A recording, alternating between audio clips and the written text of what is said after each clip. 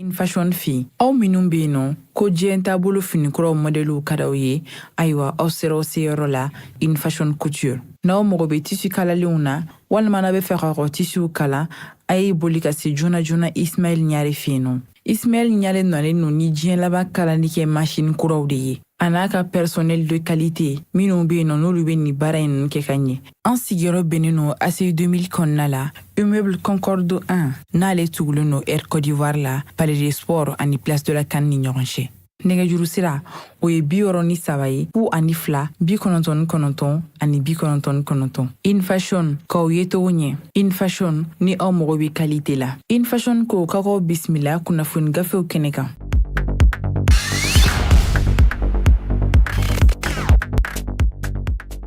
An balima joliba jabarani filɛbaw an ka foli ni tanuni an b'o di aw bɛɛ lajɛlen ma aw minnu bɛ ka radio joliba fana lamɛn nin waati in na min y'aw ka jɛmukan n'o ye kunnafoni gafew lakali ye don o don laadala jɛmukan bɛ sigi aw ye don o don min ye ntɛnɛn fo ka se juma ma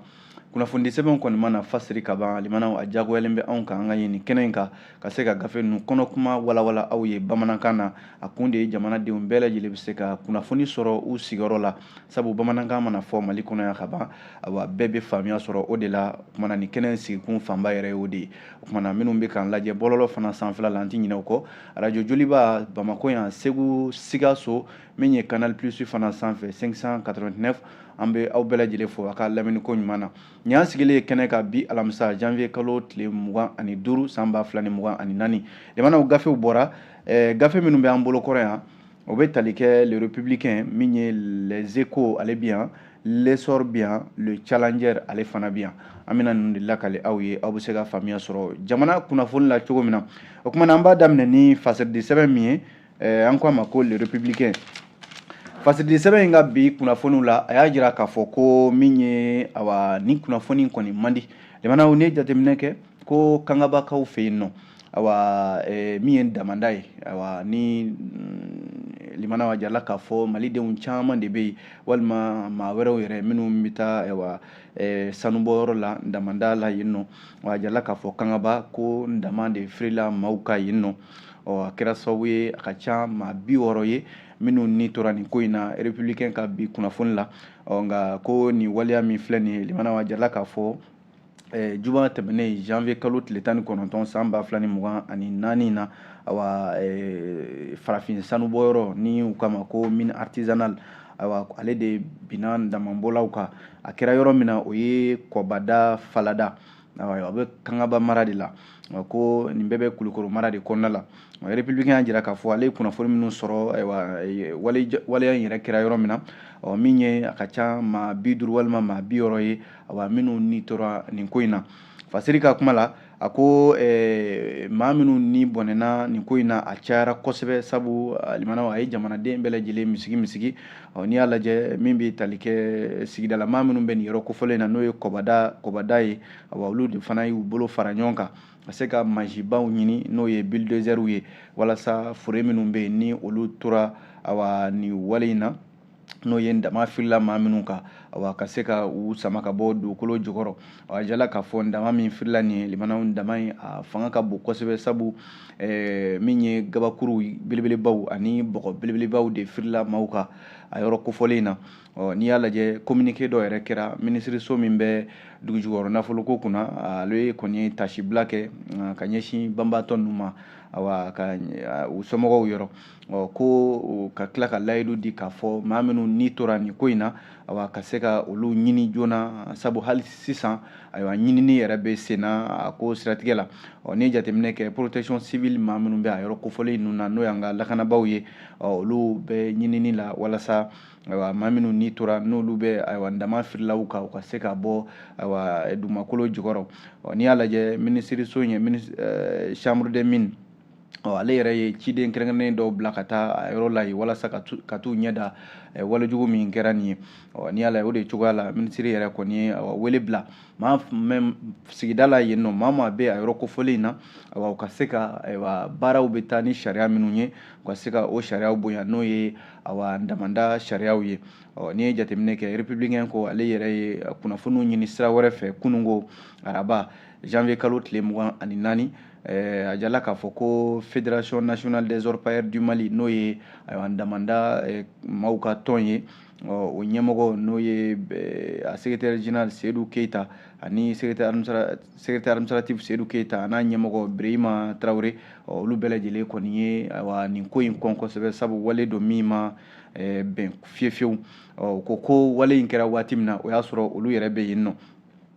min ye janvier kalo tile 23 san 2024 awa kɛra tilegan yɛrɛ fɛ nɛgɛ kanɲɛ 15 waatiw la u y'a jira k'a fɔ ko saya kɔni cayara kosɛbɛ sabu maa min ni tora a la a ka ca maa 60 ɲɔgɔnna ye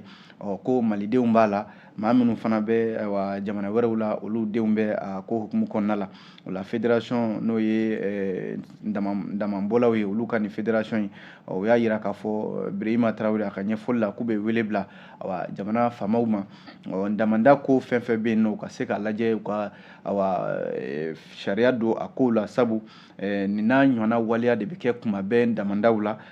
fédération nationale des orpailleurs ko jamana ɲɛmɔgɔw k'a lajɛ u ka ba don damanda baarakɛlaw la minnu bɛ taa sanu ɲini ko u b'a ɲini fana maa minnu bɛ yen n'u bɛ taa ni mansinbaw ye mansinba minnu bɛ dingɛbaw sen damabɔyɔrɔw la u k'a lajɛ u ka fɛɛrɛ tigɛ u la sabu n'i y'a lajɛ yɔrɔ in na ni sababu b'a la ko a sababu de y'o ye ka dingɛbaw sen jamana i b'a sɔrɔ maaw bɛ taa don dingɛ kɔnɔna la dingɛ bɛ taa firi n'u ye fédération nationale des orpailleurs du Mali ale kɔni ye ni laɲini kɛ jamana ɲɛmɔgɔw fɛ ko hali sisan maa minnu kɔni tora ni dama firilaw kan olu de bɛ ka ɲini hali nin waati in na républicain de ye nin fɔ républicain kelen y'a jira k'a fɔ ko san laban ɲɔgɔndan n'o ye kalan ye ko examen de fin d'année olu waatiw fɔra fangabulon min bɛ an ka kalanko kunna n'o ye département de l'éducation nationale ye ale filɛ nin ye ka min ye san 2024 ɲɔgɔndanw kalandenw ko u bɛ se ka labɛnw sabati kabini nin waati in na min ye école enseignement fondamental normal secondaire général technique et professionnel o y'an ka duguma kalanso fo ka yɛlɛ cɛmancɛ kalansow la olu ka san laban ɲɔgɔndanw waatiw kɔni fɔra maa minnu bɛ yen n'olu bɛna ɲɔgɔndan kɛ ɲina u kan ka fɛɛrɛ bɛɛ lajɛlen tigɛ k'u labɛn walasa ka se ka nin ɲɔgɔndan ninnu olu labɛn walasa waati minnu fɔra ko la n'i y'a lajɛ min ye examen du CAP certificat d'aptitude professionnelle DEFU diplôme d'études fondamentales BT brevet de technicien bac n'o ye baccalauréat ye IFM institut de formation des maîtres BT santé BT agropastoral ko u bɛ daminɛ ka daminɛ mai kalo la ka taa bila utu kalo la san 2024 min ye ɲɔgɔndan minnu bɛ yen n'o ye ɲɔgɔndan ka kɔn yanni ɲɔgɔndan yɛrɛ ka se n'o ye épreuve anticipée ye o travaux pratiques CAPu min bɛ tali kɛ waati minnu fɔra ko ka daminɛ mai kalo tile 17 min bɛ taa ban mai kalo tile 22 san 2024 ko ɲɔgɔndan minnu bɛ kɛ n'o épreuve écrite ye CAPu la o bɛ daminɛ ntɛnɛn min ye mai kalo tile 27 ka taa bila alamisa mai kalo tile 30 san 2024 min ye DEFU ye DEFU ko communiqué in b'a jira k'a fɔ ko DEFU épreuve physique n'o ye ɲɔgɔndan bolininjɛ ye o kama ko EPS éducation physique et sportive o bɛ daminɛ mai kalo tile 17 ka taa a bila mai kalo tile 31 san 2024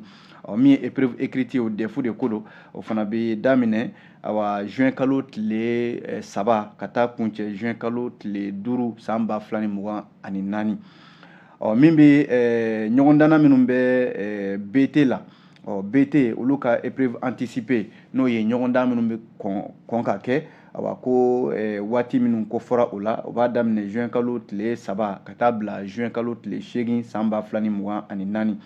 min ye épreuve écrite ye olu bolodalen bɛ ntɛnɛn juin kalo tile 10 ka taa bila juma juin kalo tile 14 san 2024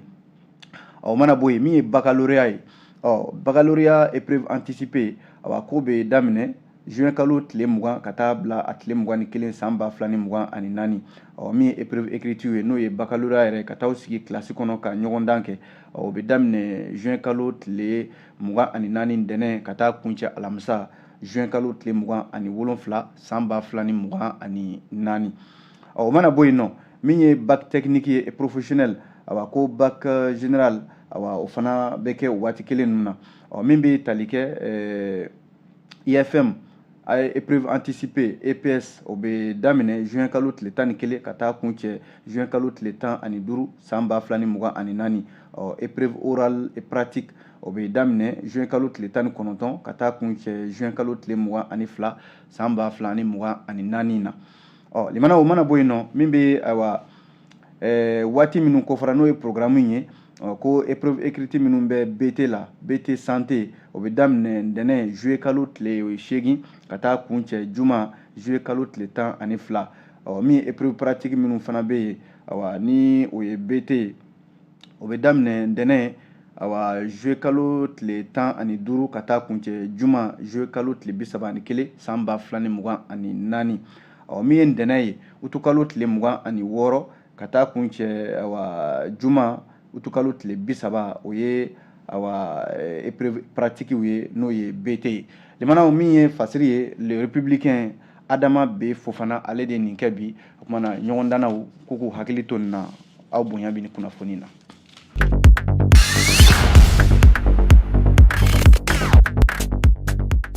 N'an bɔra ye limanaw fasirili sɛbɛn min n'an ko a ma ko les échos ale kumana écho y'a jira k'a fɔ Tombouctou mara la ko Tombouctou dugu kɔnɔna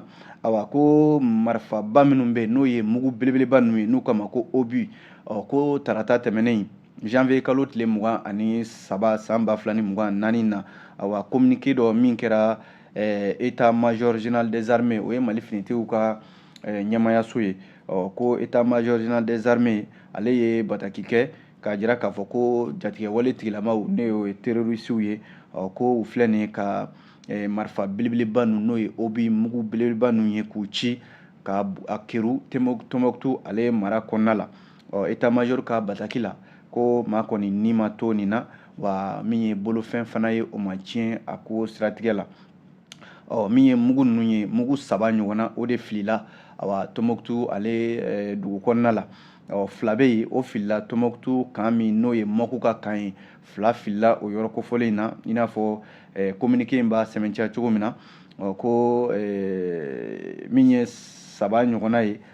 ko filila pankurujigi kɛnɛ n'o ye zone aéroportuaire ye o filila o yɔrɔ kofɔlen in na ko ɲama dɔw kun bɔnnen bɛ o yɔrɔ in na u taara fili o kan o kɛra sababu ye ka ɲama yɛrɛ jeni ka sisiba wuli min ye Tombouctou ale pankurujigi kɛnɛ na yen nɔ min ye an ka lakana tigilama minnu bɛ kasaraw kunbɛn n'o ye sapeur pompier maaw ye olu kɔni wulila ka taa o tasuma yɛrɛ bɛɛ lajɛlen faga min ye état major général des armées ale kɔni ye kunnafoni sɛbɛntiya k'a fɔ ko ɲininiw kɔni bɛ sen na bamaci ninnu n'o ye terrorisiw ye minnu ye ni wale jugu in kɛ wale min yɛrɛ ni lafiya wale don ka se ka u ɲini k'u ye ka tɛgɛ da u kan limanaw ni kɔni tɛ ni siɲɛ fɔlɔ ye sabu Tombouctou i mana marabolo lajɛ Tombouctou dugu kɔnɔna kɛrɛnkɛrɛnnenya la kuma bɛɛ i b'a sɔrɔ walejugu tigilamaw n'o ye banbanciw ye olu de bɛ nin mugu belebeleba ninnu k'a fili Tombouctou ale dugu kɔnɔna la n'i y'a lajɛ ko min kɛra nin ye nin t'a siɲɛ fɔlɔ ye laban min yɛrɛ ni o kɛra ni maa hakili bɛ t'o la état major ka ɲɛfɔli la o ye décembre kalo tile 30 tɛmɛnen san 2023 la ko obus n'o ye mugu belebeleba ninnu ye o kɛrula Tombouctou ale pankurujigi kɛnɛ la yɔrɔ min bɛ yen ni maa bɛ se k'a fɔ ko Tombouctou donda dɔ don o kɛra sababu ye ka bolofɛn caman tiɲɛ a yɔrɔ kofɔlen ninnu na Mori Keita ka fasiri don limanaw les échos an ye ne sɔrɔ a kɔnɔ bi aw bonya b'a la.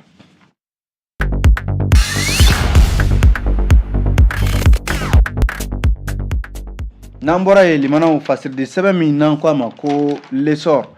jamana ka fasiri don a kumana a ko Kidal limanaw ko Kidal fɛn kun dogolen bɛ Kidal marabolo kɔnɔ ani walejugu caman de tun bɛ kɛ Kidal marabolo kɔnɔna la ni Mali armée donnen kɔ Kidal ayiwa bibi na bɔ bɛ ka kɛ a camanba de kalama groupes armés ayiwa ni o ye groupes armés signataires ye minnu y'u bolonɔ bila bɛnkan sɛbɛn in na ayiwa olu caman de bɛ ci wɛrɛ foyi kun t'u la Kidal marabolo kɔnɔ ni kɛwale juguw tɛ ka bin maaw kan jamanaw ka maaw ka hakɛw tiɲɛ ka tila ka u yɛrɛ ka nafa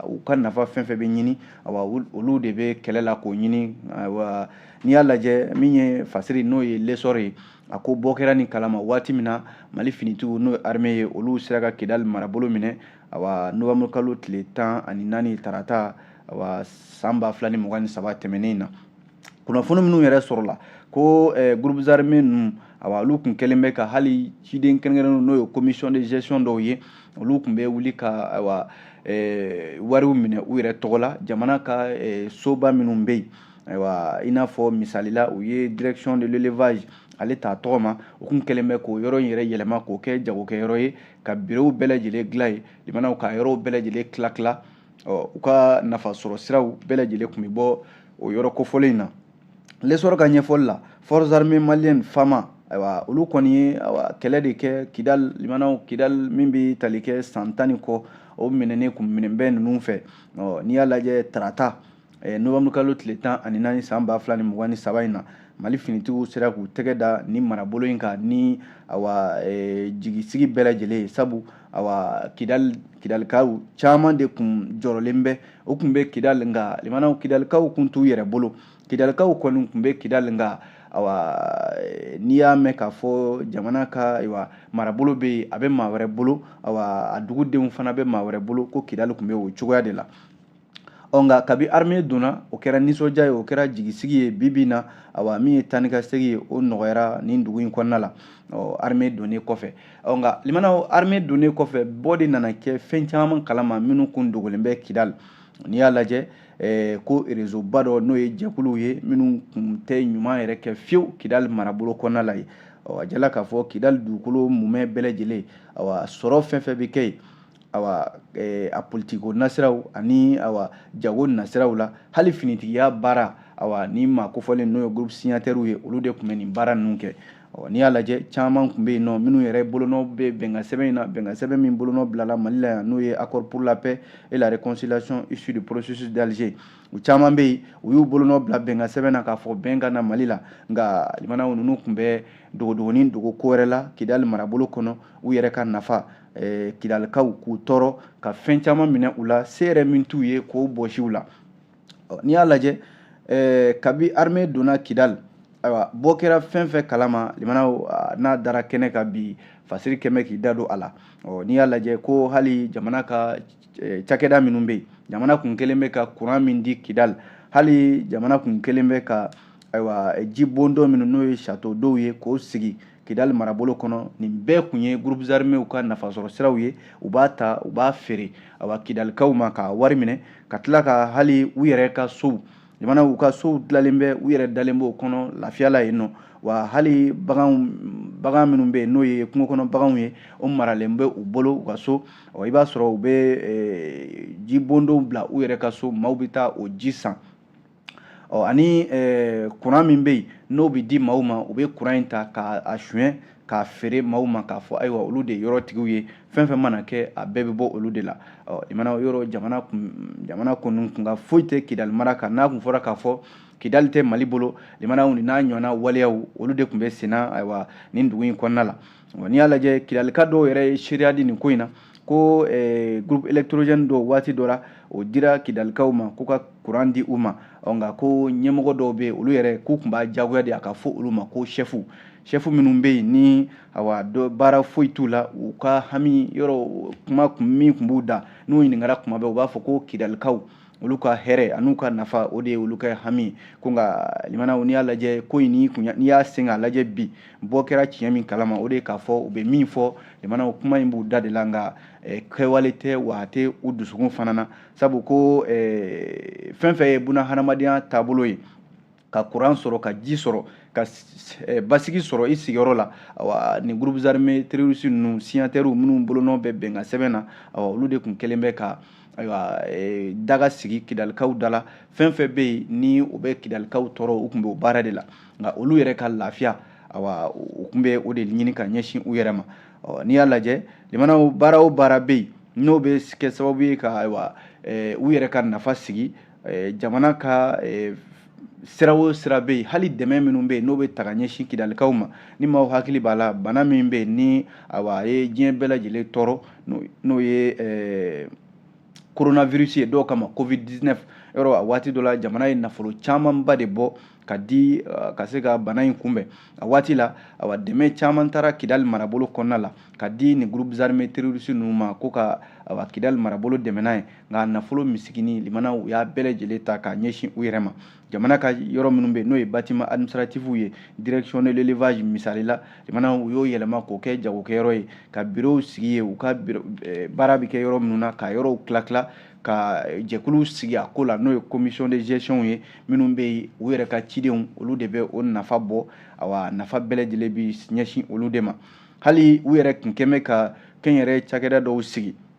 n'o ye entreprise ye ONG ani jɛkulu association k'olu sigi limanaw olu de bɛ awa sigilen bɛ Kidali marabolo kɔnɔ fɛn o fɛn bɛ yen limanaw n'o bɛ se ka nafa lase u yɛrɛ ma nin bɛɛ sigilen bɛ o de kama nka ko hali malidenw yɛrɛ dɔrɔn tɛ ko jamana wɛrɛ denw minnu tun bɛ Kidali marabolo kɔnɔ i n'a fɔ sudanais dɔ ale yɛrɛ ye nin ko in sɛmɛntiya sabu a y'a jira k'a fɔ ko kabi nɔvɛmburu kalo tile 14 kɔni tɛmɛnen awa san 2023 in na ni Mali armée sera ka don Kidali k'a bɛna fɔ ko jolida dɔ tun bɛ olu la jolida in a kɛnɛyara nka limanaw fasiri y'a jira k'a fɔ jolida in kɔni bɛ yen nka hali sisan tiɲɛni min kɛra Kidali marabolo kɔnɔna la jamana ka lasigi so minnu bɛ yen ani jamana tun kɛlen bɛ ka awa baara minnu bila sen kan Kidali marabolo kɔnɔ tiɲɛni min donna na nin jɛkulu mafiya ninnu fɛ awa baara de bɛ kɛ sisan ka nin larawe walasa kidalikaw halisa u bɛ se ka u yɛrɛ sɔrɔ cogo min na limanaw l'essor de ka fasiri ye nin ye bi aw bonya bɛ nin kunnafoni la ale l'essor kelen in limanaw a y'a jira k'a fɔ ko min ye awa ndolatan ye ndolatan hukumu kɔnɔna la limanaw ko CAN 2023 awa ko dogeli karamɔgɔ 3 ɲɔgɔnna bɛ yen e k'olu ma gɛn ka bɔ u ka baara la ni jateminɛ kɛ min bɛ CAN 2023 min bɛ ka tan Côte-d'Ivoire jamana kan nin waati in na a phase de poule minnu ni olu tɛmɛna nin ye k'a kɔni ma diya fiyewu ndolantanna dɔw ka degeli karamɔgɔw la jamana dɔw ka degeli karamɔgɔw bɛ yen 3 ɲɔgɔnna k'olu kɔni gɛnna ka bɔ u ka baara la n'i y'a lajɛ tile sabanan n'o ye 3e journée waatiw ye CAN 2023 Côte d'Ivoire jamana kan a degeli karamɔgɔ fɔlɔ o ye Jean-Louis Gassé o ye Côte d'Ivoire jamana ka degeli karamɔgɔ ye o mana bɔ yen min ye Chris Higton ale ye Ghana ka degeli karamɔgɔ ye ale gɛnna min bɛ maa sabanan o ye Jean-Louis Gassé ale yɔrɔ ale de ye Côte d'Ivoire ka degeli karamɔgɔ ye jamanaw ka baara kɛ laɲini minnu dara kan ka se ka Côte d'Ivoire ka samaw olu bila sira kan sira ɲuman kɛrɛnkɛrɛnnenya la Côte d'Ivoire ni Guinée équatoriale ye donnata min kɛ ni Guinée équatoriale ye sebaya ɲuman sɔrɔ 4-0 awa Fédération ivoirienne de football n'o ye FIFA ale ye awa Jean-Louis Gassé a n'a ka dangan n'o ye Chris Ghislain Marie awa ko u ma se ka jaabi ɲuman sɔrɔ ka di Côte d'Ivoire ka ndolantannaw ma Fédération ivoirienne de football u kɔni ye nin maa 2 k'u gɛn ka bɔ u ka baara la min ye Côte d'Ivoire ka ndolantanna kɔrɔ dɔ bɛ yen n'o ye Emers Faye ale de bɛ ka Côte d'Ivoire kaw ka ndolantannaw ale de bɛ k'u dege nin waati in na yanni min bɛ degeli karamɔgɔ kura ale ka sɔrɔ min ye kulu n'o ye groupe A ye o kɔnɔna la Côte d'Ivoire yɔrɔ ale gosira Guinée n k'a fɔ Guinée Bissau waati min na ayiwa Guinée équatoriale ale ye sebayaw sɔrɔ ko nin kɔni kɛra ayiwa nisɔngoyaba de ye min bɛ tali kɛ Côte d'Ivoire ale kan o mana bɔ yen limanaw min ye Black Star n'o ye Ganakaw ka ndolatankulu ye a jala k'a fɔ olu ka degeli karamɔgɔ n'o ye Irlandais ye Chris Higton Fédération Ghanéenne de football ale fana y'a laɲini ko Chris Higton awa ko a fana ka bɔ a ka baara la sabu maa min don awa a bɛ n'a fɔ a ma se ka laɲini min ɲini n'a fɛ n'o de ye Ghana ka ndolatankulu ye ka se ka u lase yɔrɔ la n'o ye Black Star maaw ye laɲini min ni o kɛra u fɛ n'i y'a lajɛ limanaw min ye ndolantan na min bɛ troisième journée ale senfɛ a jarala k'a fɔ ko min ye Black Star ye olu ka ndolantan na o gɛnɛ kɔfɛ min bɛ Cap Vert a jarala k'a fɔ olu fana ani Egypte k'olu fana ka degeli karamɔgɔw ana kɛ u y'olu fana gɛn limanaw ka sababu kɛ u ma se ka ɲɛ sɔrɔ ko la min bɛ tali kɛ sélectionneur Tom Sen n'o ye Gambi ale ndolantan degeli karamɔgɔ ye n'o ye Belgique ye a jarala k'a fɔ ko tarata tɛmɛnen ale fana gɛnna ka bɔ a ka jɔyɔrɔ in na sabu a ma se ka a jɔyɔrɔ fin nin ndolantan in na limanaw ko nin b'a jira k'a fɔ ndolantan na n k'a fɔ degeli karamɔgɔ 3 ɲɔgɔnna olu kɔni ye sira dira u ma nin cogoya in na ka sababu kɛ u ma se ka u jɔyɔrɔ fa CAN 2023 min n'o bɛ ka kɛ Côte d'Ivoire jamana kan sabu baara min kalifara u la limanaw ma se ka baara ninnu kɛ ka se a dan na kunnafoni filɛ nin ye an ye nin bɔ l'essor kɔnɔ bi aw bonya b'a la.